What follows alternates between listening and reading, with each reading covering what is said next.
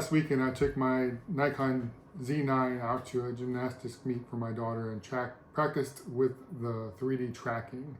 It did a really good job of keeping focus. It wasn't perfect, but I think it did a great job. Let's take a look at two examples where it did a great job. I'll zoom into this video so we can see what's happening in the background. But before I do, let's see what we got in terms of settings here. I have the 3D tracker on with subject detection on for humans. I'm shooting 20 frames per second in AFC mode at 1/1250th of a second at f1.8. The ISO is set to auto, and in this clip it jumps between 3000 and 4000 in order to maintain the shutter speed and aperture that I want to keep. All right, let's zoom in and see what's happening here. One more thing for those who may or may not know. If you have 3D tracking on and you are not pressing the focus button, the boxes are going to be gray, as you can see here. As soon as you try to press down the back button focus or front focus, if that's what you're using, it will turn yellow once it acquires the subject and lock. You can see that here. I bring this up because you'll notice that it bounces from white and gray to yellow. That's because I keep letting go of the focus button because it's locking on the wrong thing. It's locking onto an individual in the background, which I don't want it to do. In an effort to fix the focus, I locked onto the vault here in the front and then let it slide back up to my daughter.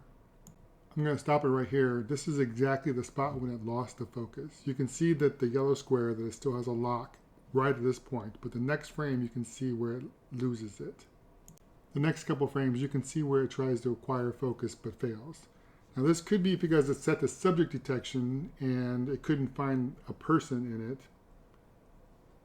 In this second clip, I moved it to the left in order to give it more, instead of a straight on to me, it was more of an angular run from where I was shooting to where she was going, and it did a much better job of tracking her the whole time.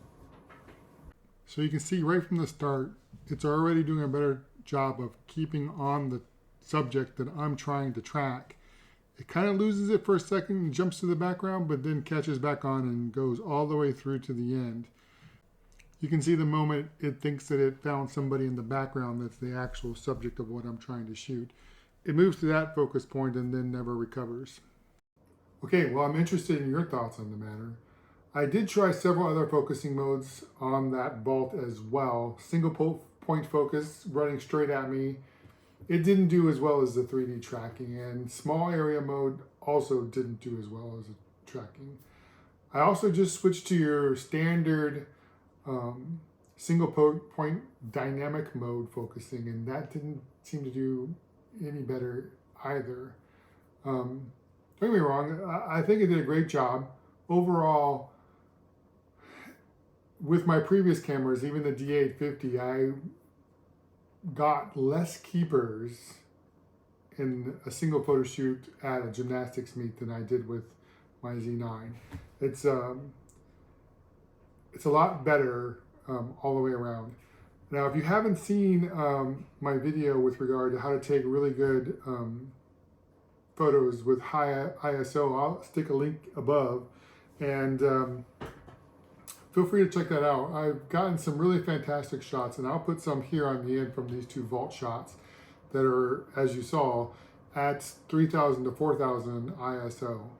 I'm also putting together a video on the Plena, which is what I was using to take those shots today, that I think it might be my new sports lens. I really like the way that it blurred out the background, separated the subject from the background. I think it did a really great job. So look forward to that as well. If you think I did anything wrong or made some mistakes, please feel free to put a comment in the bottom, and I will love to see what you have to say about it. Thanks.